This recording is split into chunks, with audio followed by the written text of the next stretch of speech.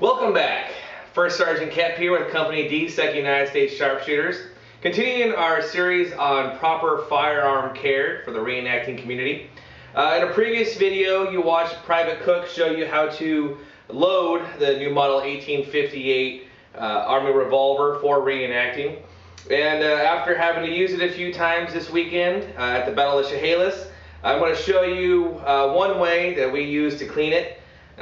When it comes to these revolvers, it's not really rocket science. Kind of, if you have a method that works for you, that as long as it preserves the metal, cleans out all the black powder residue, and makes it safe and functional, do whatever works best for you. This method here utilizes all the stuff that's already in our kit. In a previous video that we have linked up in the description below, we talk about some of the items that are easily found in any of our units' cleaning kits. A few additions we'll go over that apply specifically to cleaning revolvers. They're all pretty much the same. For the new model 1858, this particular model is a Pieta, and you can actually just go online to the Pieta website and get your user's manual and your parts diagram. If you don't have one, it's really good to know and understand, follow all manufacturer instructions for your firearm. A lot of people who shoot these as a hobby or use them in reenacting find these online or at pawn shops, and they don't usually come with the owner's manual. So it's always good to take a little bit of time, go online, find the manual, read it, study it, so that way you can follow all the proper safety procedures for working with your pistol. To begin, we have a few things in front of us. A lot of this is familiar from our previous videos. I have a bucket ready to go of boiling hot soapy water. I got my friend the Fry Spider, cleaning brushes, Q-tips, boar butter already laid out and ready to go on the patches. I have my Wheeler gunsmithing screwdriver kit, my cleaning solvents and products, my Bristol pipe cleaners, additional patches ready to go, paper towels ready. And it really speeds things up if you get everything laid out. And I also have my trusty pair of leather gloves so I don't burn myself while I'm seasoning my firearm.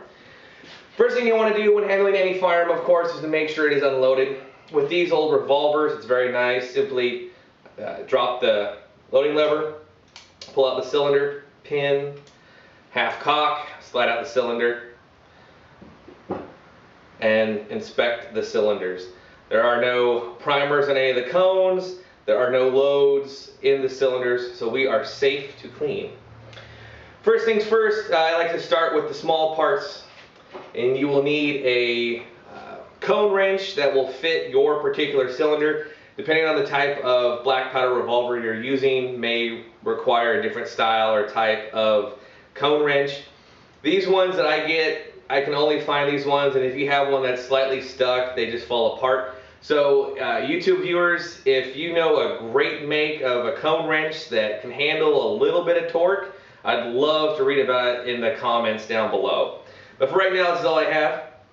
So start out by removing your cones, or your nipples as they say today. I like to remove all these parts. Too often these things will get neglected and they get seized, and it just makes cleaning a little more difficult. When it comes to final cleaning on these cones in particular, I really like to put a little dab of anti-seize on the threads so that these continue to come out for easy servicing for years to come. And when it comes to anti-seize, it's always good to remember that a little dab will do you. You don't need to paint it on there. You just need a little bit of that graphite to prevent the corrosion from allowing the easy removal of your cones. So, of course, in this case, you have 6 to remove. You have a nice clean workbench. If you're at a reenactment, sitting around the campfire, it's always best to do this sort of stuff on a blanket or a gum blanket, so that way you don't have to worry about losing your parts in the grass, which is always a hassle at a reenactment. All the cones are removed. You can see clearly through all of them. Fry Spider, cylinder, and cones go into our hot water bath for a soak. While that's soaking, I like to go ahead and disassemble some of the pistol. You can take apart as much as you're comfortable with. I usually only take off the wood so that way I can soak the entire pistol in the hot water and give it a quick season. And remember, we're using boiling hot water because the boiling hot water evaporates very quickly, reducing the chance of prolonged corrosion. And then we're going to follow it up with some boar butter to season it and protect it for long-term storage. Pistols have a few more moving parts, so you have to make sure that Company D, we put on a whole lot of boar butter, and we always make sure to wipe it off. Don't leave it behind, don't let it get hard, because it will clog and foul your moving parts. So with one screw, you remove the pistol grips. With another screw, you remove the loading apparatus for the revolver. And you pretty much just have the mainspring and the trigger assembly. To remove the trigger assembly, again, you have one screw. And as always when working on firearms, make sure you have the proper screwdriver bit for every screw you remove. So that way your screws remain serviceable for many, many years. Keep all your parts together. Now, if you want to be a little showy in your reenactments or just for maintaining, one of the best cleaning products that we have found in Company D is Flitz. Flitz will polish this brass up super bright with a fraction of the effort and almost none of the smell of Brasso. Flitz, I believe you can find in many sporting goods stores, hardware stores, and of course on Amazon, where I bought my oversized tube because as first sergeant I always need to make sure I have enough for my company on hand. Now, this stuff doesn't have to boil too long, but I won't let it sit for a little bit longer to break up the black powder residue. On this, all my cleaning gear fit on my shotgun cleaning rods. If you have a specific revolver pistol cleaning kit, that'll work. It's not too important as long as you can scrub out the built up black powder residue that might be in the cylinders or in the barrel, and a swab or a mop. The other thing you can do is you can buy these brush kits. I always have a set of these in my cleaning kit, and I bought a big set of these for only a few dollars at Harbor Freight Tools, and they'll perform the same job. One added benefit of these is that the wire is very thin, and it allows the brush to actually poke through the hole in the cylinder that was left when you pulled out the cone. Because sometimes when you use a pistol cleaning brush, the taper of the hole from the cone will actually start to just mangle up your brass brush, and you'll have to straighten it out with some strong fingers or a pair of pliers to maintain the longevity of your brushes. These are really soft nylon. This one's a harder nylon for deeper scrubbing, and you get these smaller ones to fit in through all the thread holes that are on the pistol. So this stuff should be ready to go. This is a slightly splashier process, so I have my apron up all the way. Leather up, and I start with the cylinder. Grab one of my brushes and just work it in each and every cylinder. Remember, if you can hold your gun parts with a bare hand, they are not hot enough. There are all sorts of different ways to clean black powder weapons. There are cold ways of doing it. Some black powder shooters swear by the old homemade recipes of equal parts rubbing alcohol, Murphy's oil, and hydrogen peroxide. I've seen it used. I've used it myself. It does work really well. This is just the one that I sort of grew up with and use at all my reenactments. It's nice to be a little consistent. As long as you get the job done, that is the important part. Clean out all the nooks and crannies. Really pay close attention to these cone threads, as these often will get neglected and people just clean out the cylinder and you can't remove them, And if you have a bad cone and you need to replace it, it's a bear. Scrub, scrub, scrub. And come in on the top. I like to use a big soft brush. You get a lot of buildup around the lip on the inside of the back of these 1858s. Sometimes it's a hassle. Get all that black powder residue out of there. We don't use these revolvers very often as Berdan sharpshooters. During the actual Civil War, some of us did carry them, but the whole idea about pistols is that they're intended to be used close up. And for sharpshooters in the Civil War, our average operating distance was 300 to 400 yards. And if we were that close, we kind of thought that we weren't doing our job. Now I need to have my cleaning jags on so I can hit these cylinders with board butter so they can season. 1 or 2 patches should be all you need. Remember, you don't want to overdo it on a revolver, but you do want to make sure you season it. Get the outside, make sure you get the back. This cam is really important, these indents, for making sure that the cylinder revolves as you pull back the hammer.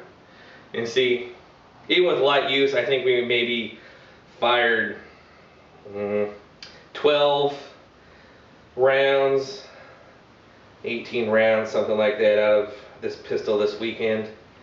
I don't usually like the extra weight of having a pistol, but we started to be a little sneaky and we hide them away in one of our private's knapsacks. So if things start getting a little hairy on the battlefield, then we have them at our disposal. Now, the cones, clean up pretty fast. I like to lay them out. And they're already hot, and there's a number of solvents that'll do this job just fine. And they air cool pretty quick. So I'm gonna dunk the pistol as best as I can, just like that. The rest of the back part of the pistol doesn't get very dirty, so a nylon brush is pretty much all you need. A lot of what you'll see you may be thinking is a little overkill, but I like to enforce some pretty good best practices for our unit, since we have so many different weapons that we have to look after, and they do get an excessive amount of use since we use them so much those few weekends a year when we're portraying the Civil War. Quick phosphor bronze brush on all these cones just to get up any residue. I usually pay close attention to the bottom and where the primers go on top. This isn't too bad. You do get some revolvers with these frozen into the cylinder, and one of the best products that I have used in my shop and working on these firearms is Aerocoil. Not a sponsor. It's one of the more expensive penetrating solvents that you can buy, but it is worth every single penny. It has helped me break every thread loose that I've needed to safely, and it's still wonderful and reusable. So I always keep this in my cleaning kit in case we need to touch something up. So these are already good and clean. And since these are already cool, board butter is just going to make a mess. So I take a little cleaning patch, set them on there. Then I grab my welding file that I know fits, and ever so gently, remember, we're not trying to make the hole bigger, we just want to make sure there's no residue or fouling left in here. Just trying to get it all cleaned up. This one's, there we go, that one really needed it. And that one. And it's always just good to, you can always buy extra cylinders at reenactments. You can buy these cones relatively inexpensively at most sporting goods stores. So that's all ready to go. So all I'm going to do is just take a little dribble of Ballistol, just a little bit, don't need to overdo it, and then rub it around into my patch here. Just enough to give some lubrication, remove any excess grime, and that is good to go. So now, since we've been talking, the pistol itself should be ready. It's going to be hot. Got to make sure I got my gloves. I still have boar butter patches ready to go to put down the barrel of the pistol. My brush handy. And these aren't three kits. These are just different parts of the same shotgun rod that I just make multitask. This goes in. Usually at reenactments, I don't really bother cleaning the pistols there. I take really good care of all my firearms, and they can survive just fine without having to be cleaned. And when you have a large or growing company such as Company D is right now, you can spend quite a bit of time going around supervising your soldiers. We are a little fanatic about gun care and gun maintenance. We're all collectors and historians. Just going around in here with my bronze brush, just getting any of the tough stuff around the breech here. Anything that might be deposited or hidden. I'll full cock it and get the hammer, make sure there's no corrosion or caked on residue. In between here it gets a little tricky, and that's where having a skinny nylon brush, this one is from Clean Bore, really gets right down in there, because this part right here sees a lot of action. This is where the flash of the primer is going on.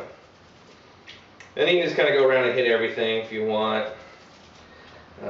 This will dry very quickly. This is already dry since we've been talking. If you're a little nervous about using water, you can always use some compressed air. Some of us have the portable compressed air nozzles that are powered by CO2 canisters in our toolkits. Or if you're at home, where I do my most thorough cleaning, I just crank up my air compressor and give it a good blast. So again, using my Harbor Freight Tool brush kit, just gets in all of these pockets really nicely, and they're really soft, and they really get the job done. And so you can actually just use that, some people might be terrified it doesn't have a bore guide, but some of the pistols that you see at reenactments are definitely secondhand and really serve no purpose but reenacting. So if yours fits that case, then you can cut a few corners if all you're doing is burning black powder in it a few weekends a year. With a jag and a boar butter patch, run her home, see? Getting all that gunk out of there. And that's going to be cooking. The barrel's still nice and hot. Rub my patch on the outside, getting all over it. And whatever gets left behind gets wiped up with a paper towel on final assembly.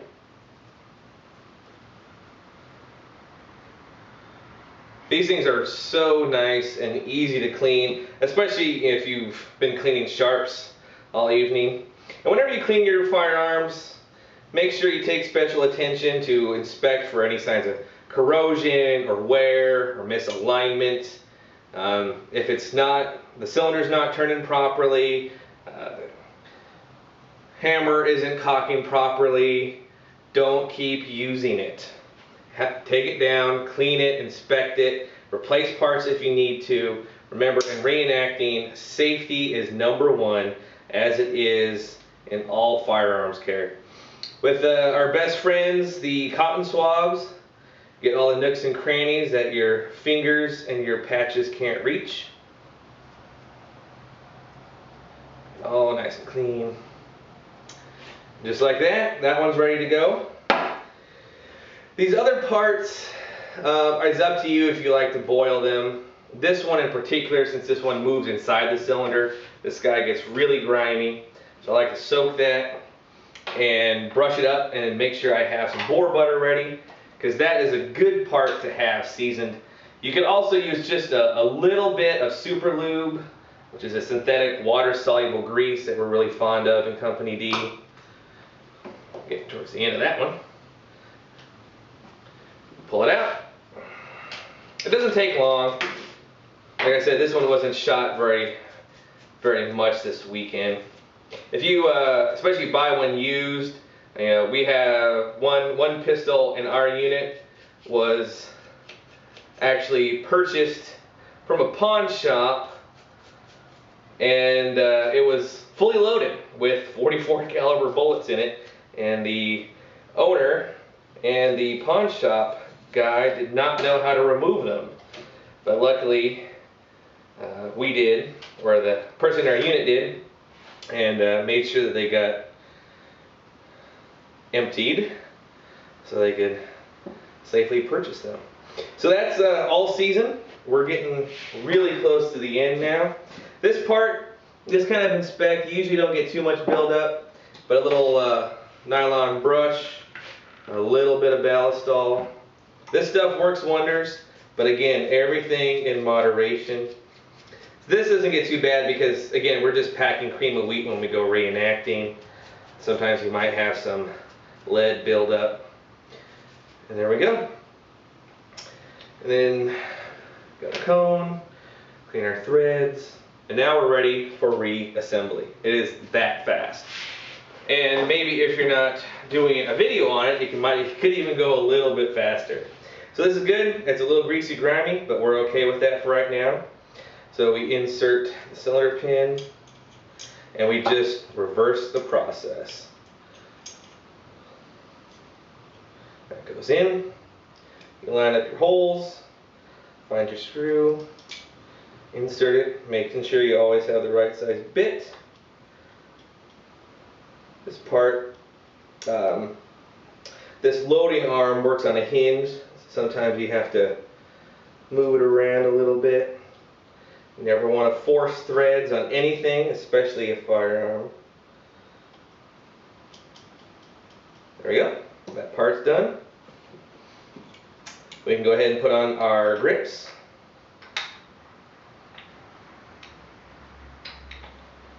And there's set pins on these ones to help them stay into place. Clean that screw off with some ballistol so we're good to go. Bigger one.